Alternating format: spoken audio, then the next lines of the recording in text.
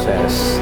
Investasi itu kan performance sebuah negara. Kalau menterinya aja melakukan aksi pencurian ijazah, gimana performansnya? Sampai dengan 2024 nanti ada 2 menteri nih.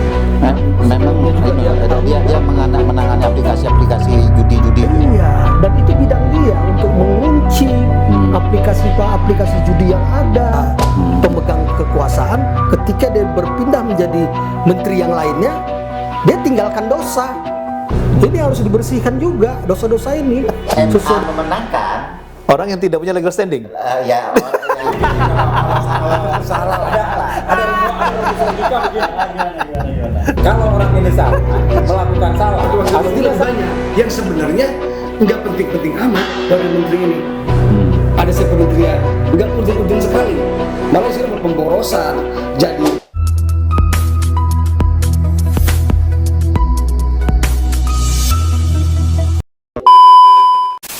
Assalamualaikum warahmatullahi wabarakatuh. Jumpa lagi dengan kami Bandit Kota News. Kebetulan pada saat ini kita lagi libur panjang. Tapi karena para bandit ya biasa, 1 tahun itu hampir semua tanggalnya merah. Jadi hanya sedikit yang masuk kerja. Tapi penghasilan jelas, namanya bandit. Di sini ada Jim Lomen, sebelah kiri Selamat yang malam. ganteng ini, ada Diko Nugraha. malam. Ada yang berjenggot kedua ini ada Bung Aderi Sitompul. Oke, selamat malam. Ada Bung Dedi Jaya, saya Suhawi. Pada edisi kali ini, tanpa sadar kita sudah 100 tahun, 100 hari pemerintahan Presiden Prabowo Subianto dengan kabinet merah putihnya. Namun kita masih lihat banyak sekali perintah harian presiden ini tidak dipahami oleh para pembantunya ini, entah sengaja atau entah tidak sengaja. Siapa-siapa kira-kira menteri-menteri yang tidak paham maunya presiden itu, dan apa kira-kira bentuknya, kita akan coba kuliti satu persatu sehingga kedepannya performanya makin bagus, kinerjanya makin mantap, dan tentu saja harus dengan sepenuh hati, sepenuh jiwa raga mendukung program-program Presiden Prabowo. Bung Jim, Yes. siapa-siapa ini yang Waduh, Bung siapa? Jim sorot ini? Jangan-jangan temennya Pak Suhawi semua nih. Ya, Siapa? kan kita ini bandit kan, namanya bandit ya bebas lah. Boleh ya. Iya, boleh lah. Kayak gitu. Yang pertama itu yang buat heboh dong di awal itu soal berpindah tugasnya ya dari Menteri Infokom ya, sekarang Komdigi gitu ya, jadi Menteri Koperasi. Siapa itu? Budi Ari. Oh, sebut nama. Iya, Budi Ari. Dulu waktu tahun 98 kita suka manggil namanya Muni bahkan. Oh, teman demo ya dulu ya, ketahuan loh. Kan, gitu kan. Dia sih nggak demo dia. Gitu. Enggak demo? Dia cuma dekat-dekat sama kita aja biar jadi aktivis. Oh, iya. Itu buat saya sebetulnya keanehan, gitu loh. Karena Menteri Koperasi itu kan dulu Teten. Teten Mas Duki kan tidak punya prestasi apa-apa tuh. Tapi disinyalir banyak mengawal kepentingan anak-anaknya Kilurah. Bisnis martabak lah, pisang, hantu belau kiri kanan. Kan ada pemutihan utang itu jadi kalau nggak? Itu kayak sekarang. Oh iya. Bukan zamannya yang lalu gitu kan. Lalu dari situ begitu Pak Prabowo jadi presiden, Menteri Koperasi itu diberikan lagi kepada orang Kilura lah, Mulyono, yang Budi Ari ini. Nah, perpindahan ini kan juga jadi lucu, masa dari Menteri Infokom ke Menteri Koperasi itu kan beda betul tuh. Infokom ini kan pelayanan murni kan, bagaimana masyarakat mendapatkan kejelasan terhadap bagaimana negara ini mau dibawa kemana dan mengatur semua alur komunikasi. Lalu orang ini yang saya tahu nggak punya background soal infokom, sekarang jadi Menteri Koperasi. Ini jauh sekali lompatnya gitu kan. Nah, ditambah lagi kita tahu lah ada satu kasus judi online. Itu kan mengerikan judi online itu. Banyak keluarga berantakan, bunuh diri dan seterusnya gitu. Korbannya dahsyat. Nah, sejauh mana proses penyelesaiannya? Kalau saya jadi Pak Prabowo ya saya minta Budi Ari dinonaktifkan dulu sebenarnya. Supaya kasus yang mengerikan ini bisa diselesaikan. Itu satu menteri yang pertama ya yang saya soroti. Lalu yang kedua itu adalah Menteri Investasi, kawannya Pak Suawi, Bahlil. Siapa itu? Bahlil. Ya kan? Ya. Kita ini dulu mati-matian kita kuliah setelah terlepas kita jadi aktivis kan, supaya kita dapat ijazah asli. Gitu loh. Nah, bukannya ijazahnya asli semua itu. S2-nya kan dipertanyakan sampai itu ribet di UI-nya. Oh. S3. Ya kan? Nah, ini kan sebenarnya kan memalukan. Kalau Bapak ketahuan punya ijazah palsu, Bapak kriminal loh. Bisa dipidana loh. Oh iya. Ada pasal pidananya tuh. Ya. Ini kenapa tidak diproses? Investasi itu kan performance sebuah negara. Kalau menterinya aja melakukan aksi pencurian ijazah, gimana performance-nya? Trust ya. Oh iya dong. Okay. Itu satu. Lalu ada juga sih utusan presiden tuh yang artis itu kan juga punya ijazah palsu honoris causa di Siapa itu? apa namanya? Thailand. Di Thailand tuh. Raffi Ahmad. Nah, gitu kan. Itu kan juga rupanya bodong kan. Oh, emang nggak ada universitasnya? Ya nggak ada setelah diselidiki. Bahkan sekarang udah Mungkin jadi, yang menyelidiki tidak salah alamat mungkin. ya yang selidiki teman jadi juga kira-kira begitu. Iya. Nah, jadi nggak diterusin gitu loh. Nah, itu kemudian ada juga Menteri HAM.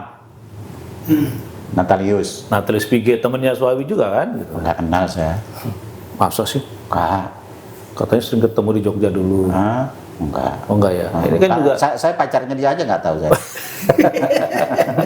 dia awal diangkat jadi menteri ribut minta sekian ribu triliun gitu kan, minta anggaran triliunan. Lalu belakangan juga di satu tempat ngomong tidak punya istri tapi punya istri 3, punya pacar 3 itu kan. Ya, kalau pacar kan nggak apa-apa banyak tuh. Ini menteri loh Pak. Oh gitu ya. Iya, bukan seperti saya atau Bapak yang playboy. Ini kan jabatan publik. Etika ya. Ya kan? Itu kan nggak punya etika. Terus ada beberapa menteri lagi lah. Tapi yang saya soroti seperti itulah yang saya kira nggak layak untuk dipertahankan lah. Orang semacam itu bagaimana bisa menjelaskan program presiden menyangkut investasi, menyangkut hak asasi manusia.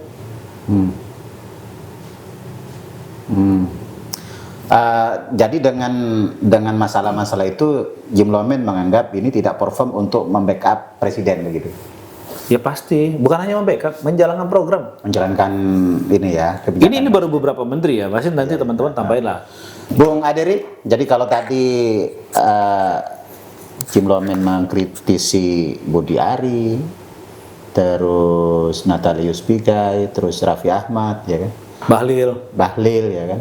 Kira-kira. Kalau saya sih concernnya tadi kepada Budi Ari Setiadi, karena Budi Ari Setiadi ini kan saya sebagai orang hukum melihat perkembangan pemeriksaan kepolisian terkait judi online. Nah, Budi Ari Setiadi ini kan sudah diperiksa.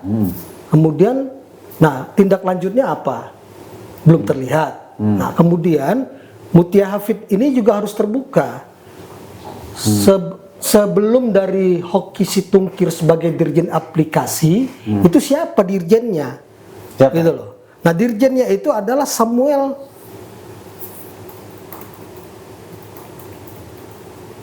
Abrijani Pangerapan. Nah, Samuel ini dirjen dari aplikasi dan informatika sejak tahun 2016. Oh, dirjen Aptika ya? Iya, sampai dengan 2024. Berarti ada 2 menteri nih. Memang Sebelumnya juga ini, dia ketahui, dia menangani aplikasi-aplikasi judi-judi itu. Iya, dan itu bidang dia untuk mengunci aplikasi judi yang ada.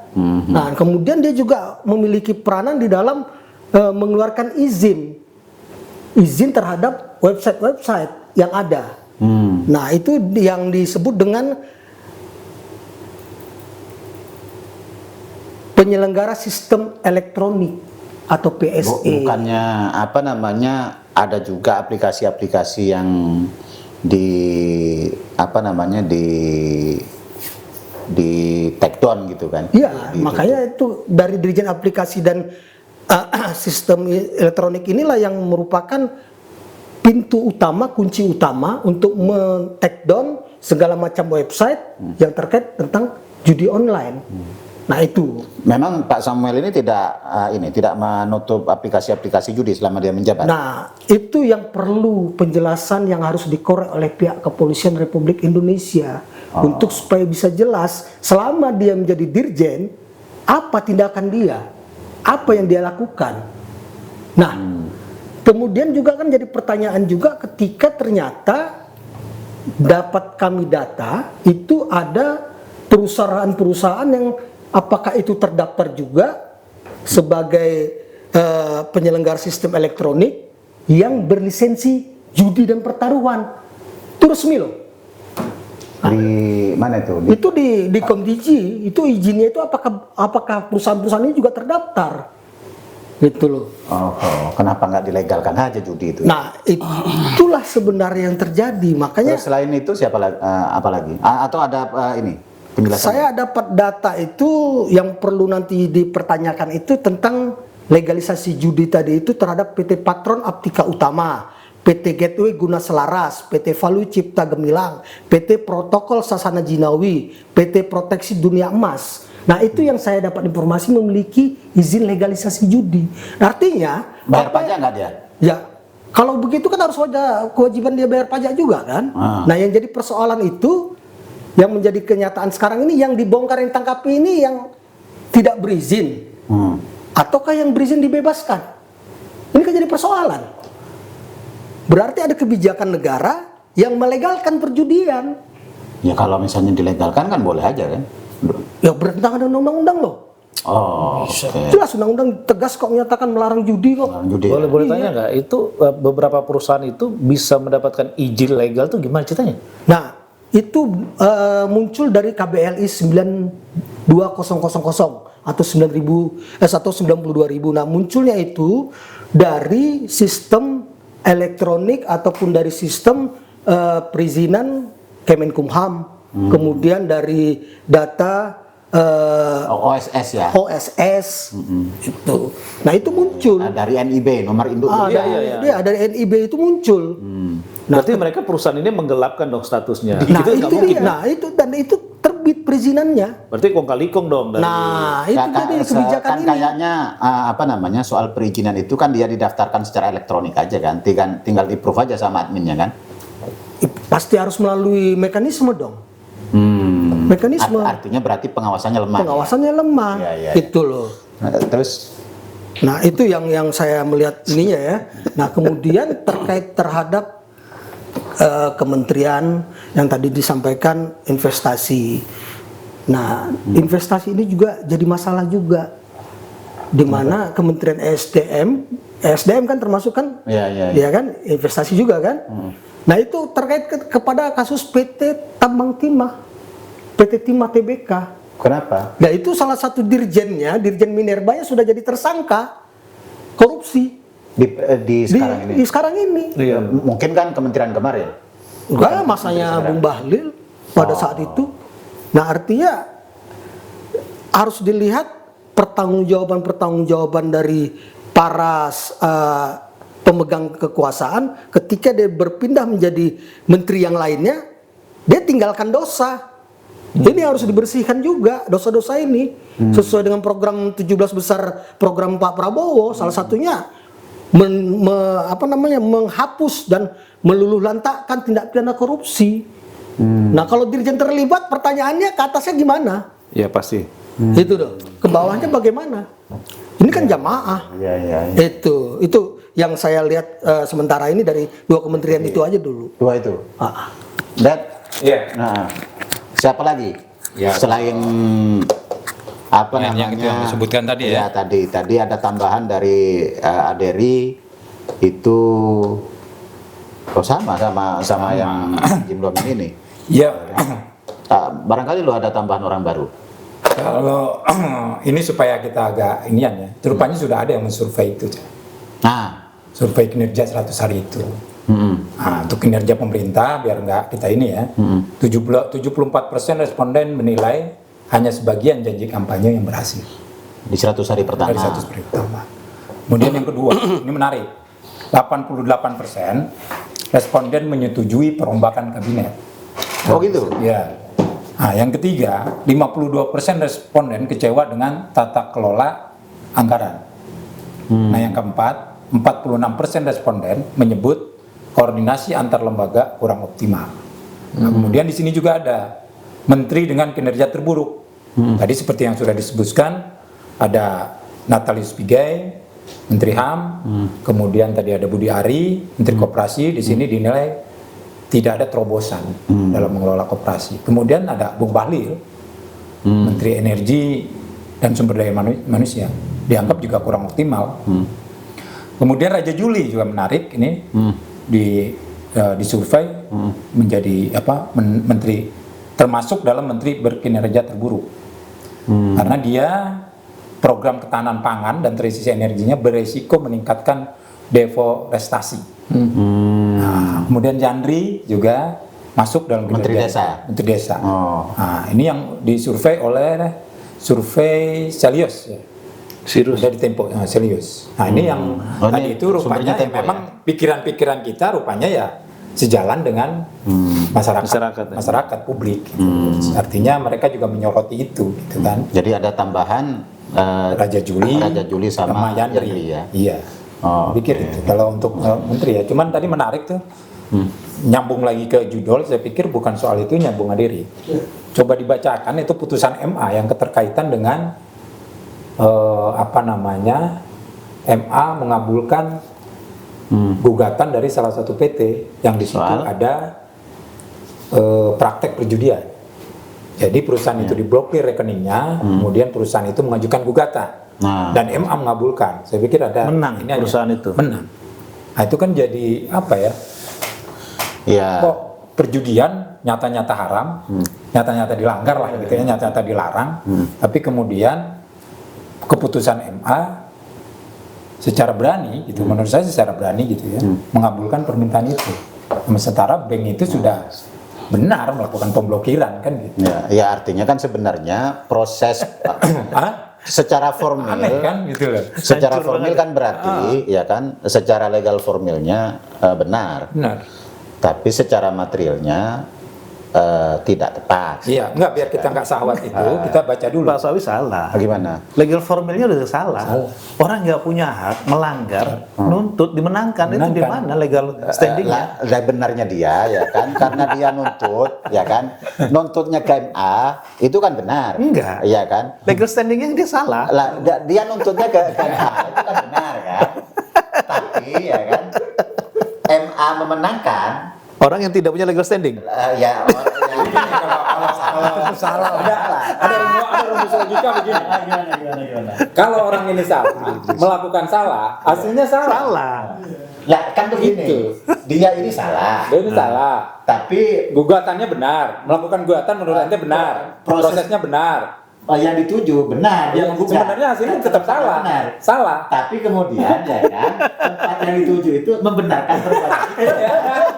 Kan begitu kan? Walaupun sebenarnya perbuatannya dia ini salah. Salah. Iya kan? Iya. Kan kayak gitu. Kayak begini. Ada orang punya anak, ya kan? Nah, dia bunuh orang. Ya kan? Habis itu dia lapor sama polisi. Pak, saya bunuh orang. Sudah benar kamu karena udah bunuh orang kayak gitu kan. Nah, sebenarnya kejadian itu ya kan mestinya yang model-model begitu KPK itu harus tanggap Iya, ini kan keterkaitan dengan gonjang ganjing MA. Makanya itu silakan diinikan dulu putusannya supaya kita legalnya enak nih. Dasarnya enak kan kita ngomong kan. Kan tuh. Tapi kan kalau dari standing legalnya tadi putusan MA itu tetap MA-nya juga salah. Salah itu. Enggak, biar kita nggak salah inian supaya netizen juga. Oh ini kita benar nih ada putusan ini. Mengenai publik. Itu didapat di dalam putusan Pengadilan Negeri Jakarta Utara nomor 9/PDTG/2019/PN Jakarta Utara. Itu putusannya. Isi putusannya. Nah, isi putusan itu mengabulkan gugatan para pemilik izin legalisasi judi untuk memberitakan bank membuka rekening yang sudah diblokir. Oleh bank, banknya itu bank MNC, MNC Bank, KCP Kelapa Gading. Kan bisa saja begini. Dia mendalilkan ya kan bahwa rekeningnya itu bukan untuk judi. Nah, sementara dia cantumkan alasan dia itu diblokir tadi itu adalah karena terkait kepada aliran dana perjudian. Itu diblokir oleh bank. Nah, kemudian dia mengalaskan, "Loh, saya mendapatkan izin legalisasi judi loh. Dan pertaruhan." Berdasarkan KBLI itu. Iya. Berarti ya keren kan ini kan? Ya, jelas itu di dalam datanya itu di putusan tadi di halaman 4, aktivitas perjudian dan pertaruhan KBLI-nya 92000. Ini di NKRI kan, bukan di Konoha. NKRI ini. NKRI bukan di Konoha. Iya. Jangan kakak salah dikit di Konoha kan. Dari KLBI itu yang ngeluarin siapa? Ya KLBI yang mengeluarkan jelas lah. Kumham, kemudian OSS, keterlibatan satu kan NIB tadi. Berarti Menteri Hukum dan HAM Sona. Iya. Kemudian OSS pada saat itu Ya kan aja di bawah mana tuh? bukan online. online, OSS kok online. Di Pak Info. Dengan Kumham juga. Info. Zina. Makanya saya kaitkan tadi dengan Komdiji. Itu dia. berarti ketemu kesulitannya membongkar judi online ini. Banyak pihak yang memang menikmati judi online ini kalau melihat dari kasus MA ini. Ya, Betul kan? Sama Pengadilan Negeri. termasuk misalnya penegak hukum kalau kayak gitu. Pasti. Yang mulia Yang mulia yang kemarin demo itu minta gaji dinaikin. Iya gitu kan. yang hampir 1 triliun di rumahnya itu. Lebih, Pak. Bapak jangan dikurangi. Maksudnya barangkali sebenarnya dikasih kita. Belum. Saya dapat informasi lagi yang lebih lucu lagi. Di Sumatera Utara itu kan memang luar biasa permainan judi di sana. Ketika dari tim kepolisian melakukan grebek yang istilahnya ketangkasan tembak ikan itu termasuk judi dulunya. Sekarang begitu polisi masuk kena usir karena saya punya izin, Pak. Dan udah dapat franchise dia. Franchise apa legalisasi judi, mundur polisi. Berdasarkan surat izin. Iya, berdasarkan surat izin. Ya artinya kan sebenarnya Itu bahayanya kan. berarti begini. Itu di daerah Asia Megamas itu. Masih ada ambigu soal sikap soal judi ini, ya kan? Maka karena itu ya kita butuh penegasan dari para pemimpin kita ini. Kalau memang boleh, ya dibolehkan. Kalau memang nggak boleh, ya bersikap tegas kan dari itu, sehingga tidak membingungkan dan membuat masalah di masyarakat kan dari itu. Coba Digo, gimana Digo? Ya. Ente biasa sabung ayam atau kocok atau Ada cupang. Kembali ke laptop dulu, Gus. Iya, Kita iya. tadi bicara menakar kinerja, bukan evaluasi ya, kabinet ini. Kita tahu bahwa kabinet Prabowo Gibran ini adalah kabinet yang penuh harapan sebenarnya, ya. Kabinet yang penuh ekspektasi, apalagi kabinet Prabowo yang di sini karakternya kuat soal pembangunan nasional, soal recovery nasional, dan soal tentang targetan tentang ekonomi. Nah, walaupun hari ini Prabowo dibebani oleh kabinet yang super gemuk, super gemoy, kami yang menjadi heran di sini, apakah dengan gemuknya dan melibatkan 100 lebih menteri ini akan memenuhi apa yang menjadi obsesi ataupun capaian Prabowo Gibran di sini. Karena saya melihat di sini banyak sekali hari ini masyarakat agak sedikit banyak tadi yang survei tadi ada yang pesimis segala. Nah, kita akan kembalikan bahwa apakah menteri-menteri dan wakil menteri ini mumpuni dan tidak? Jangan-jangan kita mempertaruhkan basis kompetensi dipertaruhkan dengan basis kompensasi. Dan ini bagi saya konyol. Terus Ya kan memang menteri ini kan jabatan politik. ya, tar dulu. Ya kan bukan jabatan karir. Ya, betul. Tapi porsinya hari ini, kalau kita boleh jujur, banyak kok masih ada. Ini kita berpikir bandit, Gus ya. Masih banyak di sini aktor-aktor karbitan dan titipan. Nah, dia di sini yang tidak bisa. Itu namanya formatur. Ya, apapun lah itu. Tapi hari ini kan lebih dari 5 orang. Tadi sudah 5 orang yang paling terburuk kan. Iya. Masih banyak kita lagi. belum ini masuk ke wakil menteri. Iya nanti ada nanti. Belum porsi wakil menteri lebih banyak. Yang sebenarnya nggak penting-penting amat wakil menteri ini. Ada setiap kementerian, nggak urgent sekali. Malah di sini pemborosan. Jadi banyak yang kalau dalam Islam itu mubazir. Ya. Nah saya melihat di sini perlu segera di 100 hari ini ada sebuah terobosan bahwa efektif dan efisien lah dalam mengelola negara yang hari ini sesuai dengan visi dari Prabowo Gibran. Itu aja, Gus. Kenapa Diko tidak mencoba menafsirkan bahwa ada banyak wakil menteri dan rata-rata masih muda-muda? Ini bagian dari mewujudkan Indonesia emas dan bagian dari transformasi kepemimpinan, transformasi agenda-agenda nasional, bagian dari transformasi mencapai Indonesia maju di Indonesia emas itu. Kita berbaik sangkanya begitu. Jim, gimana Jim? Ini soal wamen ya? Ya. Ada Menteri Kebudayaan. Lalu kemudian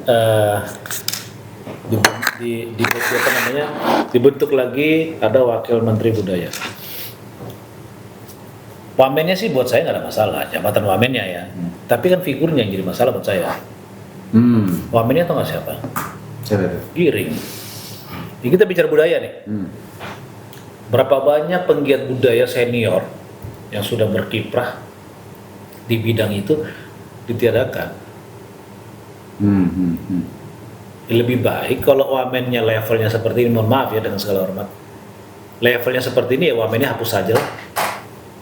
Menteri Budaya ini kan Fadli John ya, Fadli John pasti banyak kreativitas dia untuk mengumpulkan para begawan-begawan budayawan. Kerja paling berat itu kan Menteri Budaya, Pak. Bukan Menteri Ekonomi, bukan Menteri Politik. Paling berat itu Menteri Budaya. Bagaimana membangun jalur kesepahaman antara budaya masa lampau dengan budaya sekarang itu paling berat. Benturan-benturan itu kan paling tajam dan sampai sekarang negara ini nggak pernah selesai soal itu. Kalau bangsa ini mau maju, maka ini harus beres dulu. Nation character buildingnya harus kebentuk lah ya. Persis. Dan sejarah budaya kita itu kan punya sejarah panjang yang hari ini kita juga nggak ngerti gitu loh. Nah tapi kalau kita mau bicara sebagai negara besar ini harus selesai dulu. Tiongkok itu berapa lama dia menyelesaikan itu? Konflik antara raja ini itu diselesaikan sama mereka. Ada polisi budaya dia. Ya kan? Dan akhirnya mereka menjadi negara besar. Nah tapi kalau hari ini wamennya levelnya cuma nyanyi Pak, berpidato yang nggak jelas, ya buat apa ada wamennya? Pemborosan kan? Artinya menurut Jim Lomen jabatan wakil menteri itu no problem. Yang penting di situ sosoknya harus tepat. The right man ya. Iya, itu satu. Yang kedua, ini bertumbuh-tumbuh nih mengatasi kemiskinan. Ada Mensos, ada Wamensos, ada lagi lembaga pengentasan kemiskinan. buat apa? Gitu loh. Kalau kemudian tadi dikatakan adalah kompensasi, ya nggak bakal jalan visi Indonesia Emas gitu. Kan itu kan kalau kayak kita berorganisasi nih ya kan ada namanya tata kerja kan, artinya yang itu diatur di dalam mekanisme kerja pengurus kan kalau kita berorganisasi itu. Saya tidak tahu apakah di situ juga di undang-undang soal susunan kabinet itu misalnya menyebut secara spesifik. Bung Aderi, tata kerja kementerian itu ada berarti kan? Yang kayak tadi kan ada namanya mungkin mirip tapi sebenarnya fungsinya berbeda barangkali kan kayak gitu. Ada nggak ruang-ruang kayak gitu? Ada.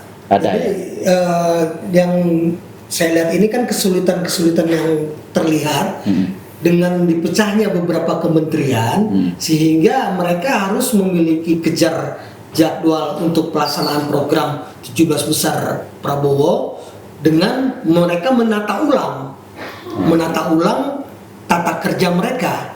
Nah, pembelahan kementerian ini juga merupakan sesuatu yang sangat berat bagi menteri-menteri yang kalau tidak memiliki kemampuan manajerial. Itu dia. Jadi kan perlu kemampuan skill yang luar biasa untuk jadi menteri ini. Jadi nggak hanya sekedar titipan lah kata bahasanya, tapi memang betul-betul yang profesional. Kalau memang wadahnya profesional, walaupun diambil dari partai politik. Itu. Nah, ketika dia memang tidak memiliki kemampuan profesional atau bertindak dan bertingkah laku salah, ya mundur. Itu seperti yang dilakukan oleh Gus Miftah, kan mundur. Nah, tetapi ada menteri yang menggunakan kop surat untuk mengundang para kepala desa secara haul yang kebetulan istrinya di Banten sana menjadi calon bupati. Oh, itu menteri desa itu. Iya, menteri desa itu. Nah, itu kan udah kebablasan. Artinya dia nggak paham mekanisme surat yang berlogo negara nomenklaturnya itu kan jelas logo Garuda Pancasilanya itu kan jelas. Jadi ya harusnya mundur. Kalau nggak ya dibundurkan. Berarti benar, kalau kita mau mengatakan profesionalisme, hal-hal demikian ini sudah harus diselesaikan di 100 hari, nggak boleh ada lagi. Ya. Contoh begini nih, gimana caranya kita mau mengatakan ada sinergisitas antara Menteri Pemuda dan Olahraga dengan utusan Presiden untuk anak muda. Itu gimana tuh? Raffi Ahmad. Oh. Penting nggak sih ada itu? Kan artinya kan gini, jangan sampai Presiden ini gitu ya, membentuk sebuah birokrasi di mana birokrasi itu kalau saya terjemahkan sebenarnya gue nggak percaya sama menteri ini, gue lebih percaya sama lo, makanya gue taruh di sini dulu. Padahal mekanisme kerjanya sama.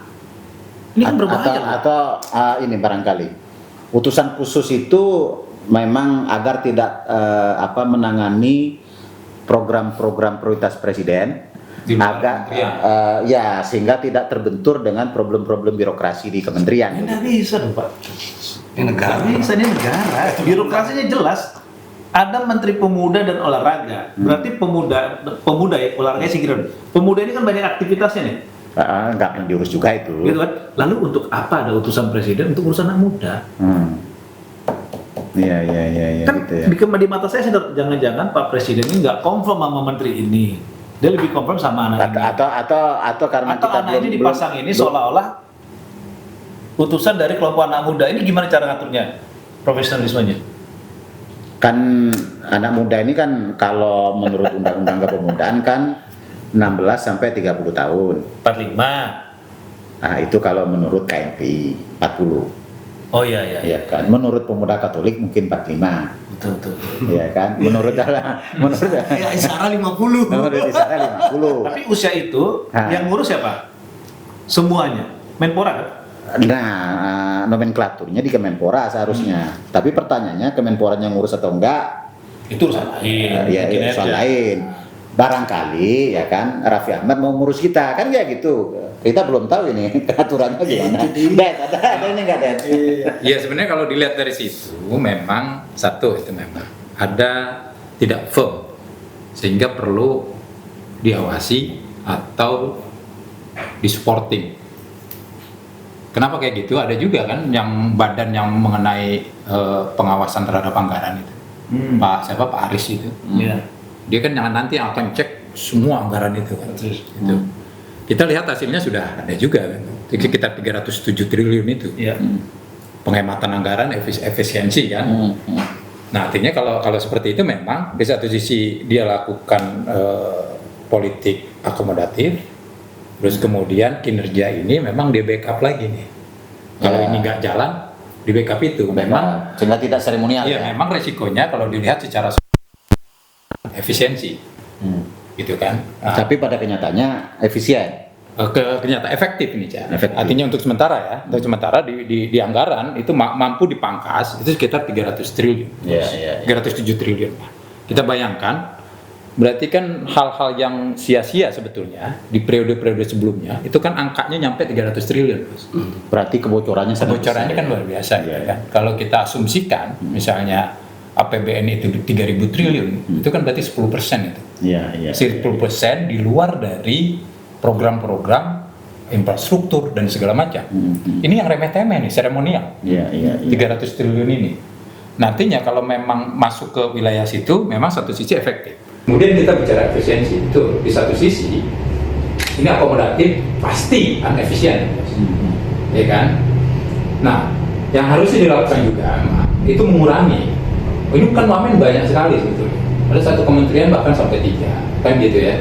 BUMN itu ada berapa gitu kan. Nah, kemudian orang-orangnya kan sebetulnya harus capable, ya kan? Harus memiliki ya memang kualitas yang berlebih di atas rata-rata. Seperti kayak BUMN itu sebetulnya haram buat yang memang nggak ngerti.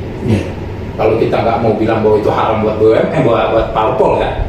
Tapi khususnya profesional, baik dari menteri maupun kementeriannya. Yang dia mengerti hari ini, kalau kita bisa lihat berapa banyak BUMN yang sedang kolek. BUMN karya itu banyak yang sedang kolek, utangnya banyak dan segala macam gitu ya.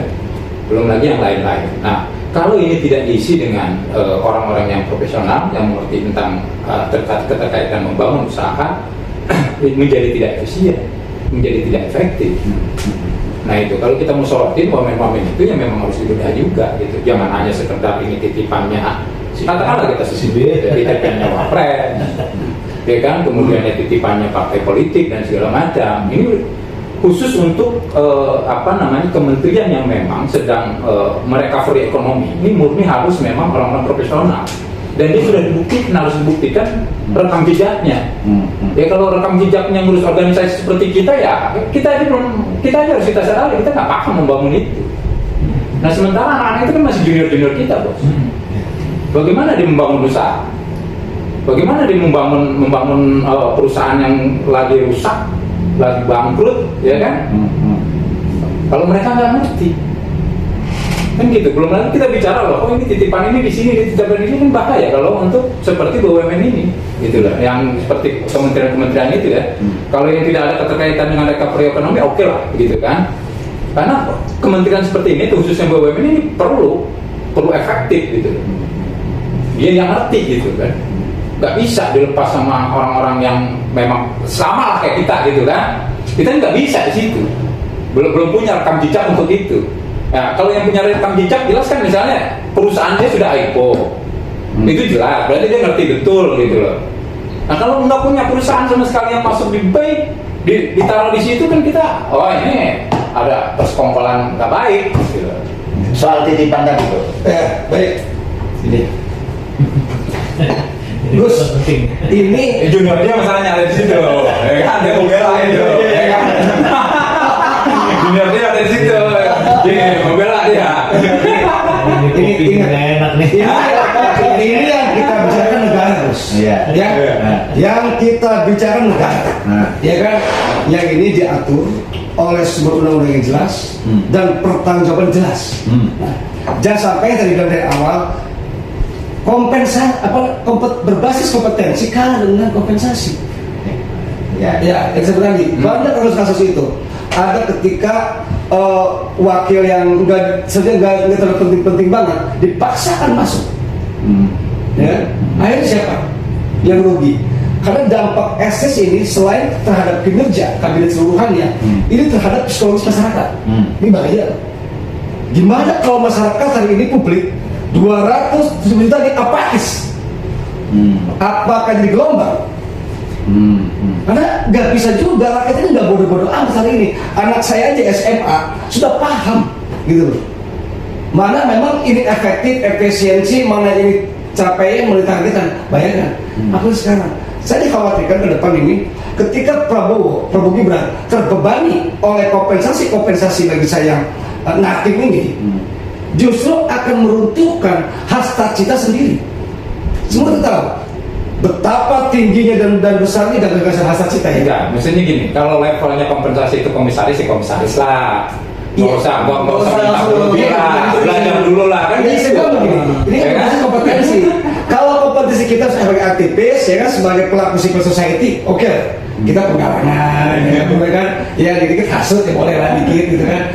Tapi kalau sudah bicara pertanggungjawaban dan ini bentuknya negara, yang dipertaruhkan adalah keuangan rakyat banyak, bagi saya ini sinting, itu sinting. Kalau dibiarkan, saatnya lah 100 hari ini kita harusnya mendesak kepada Prabowo Gibran Untuk merombak kabinet. Oh iya dong, rombak. Karena permintaan orang Jangan sampai itu. masyarakat hanya apa itu saja. Itu Supaya saya lihat itu. Iya, agar ditempatkan menteri yang terbaik yang memiliki kemampuan, Kompetensi, dalam Mas. manajerial, dalam kemampuan membangun usaha. Ini saya lihat beberapa kandidat yang kemarin memang memiliki kemampuan besar energinya dalam perusahaan, itu hilang. Kan gawat. Boleh jadi pejabat tapi jangan beban negara. Nah, apalagi kalau itu mampu punya uang banyak, aku lagi tidak pikir-pikir untuk biaya gaji dari negara. Pemirsa. Ya kan? Wajar kalau jadi menteri kalau itu. Kayaknya semangatnya menggebu-gebu. Tapi kita percaya bahwa Presiden Prabowo dan Wakil Presiden Gibran kedepannya akan semakin firm dengan dukungan dan profesionalitas dari para Tapi pembantu. sebentar, Pak, jangan-jangan kalau kita bicara pikiran liar aja. Jangan-jangan ketika harus merombak mengganti beberapa orang, kan begitu ya? Presiden dan Wapres bisa pecah. Jangan-jangan. Iya, iya, Kita harus iya, ke iya. sana gitu kan? Tapi sebenarnya kita dorong aja berpecah. Iya. Begitu. Enggak, artinya supaya hak prerogatif itu ada di presiden. Saya mau ngarik sana. Jadi Nah. jangan sampai Jangan terbebani lagi. hak prerogatif presiden itu Nah. diganggu oleh orang-orang yang menitipkan orang-orang yang tidak kompeten. Jadi, Bungkus nih. jadi presiden itu tetap punya prerogatif. Ya, itu. Jadi kalau merombak, Wakil presiden itu urusannya membantu presiden. Ya. Pemirsa, sudah selesai nih ya.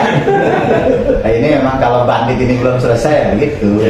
ini buat kulitnya aja. Jadi tadi ada beberapa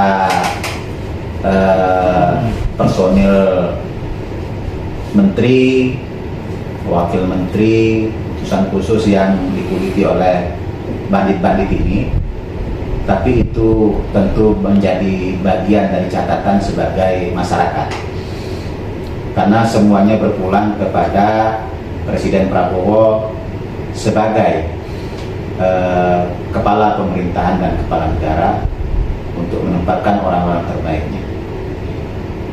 Ada juga kekhawatiran melihat dari nomenklatur yang tumpang tindih.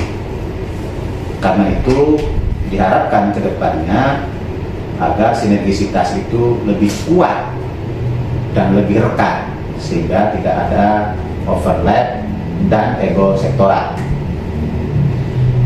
Memang ada kekhawatiran bahwa kementerian yang gemuk dengan struktur birokrasi yang gemuk itu dikhawatirkan memakan biaya yang berlebih untuk kebutuhan-kebutuhan rutin.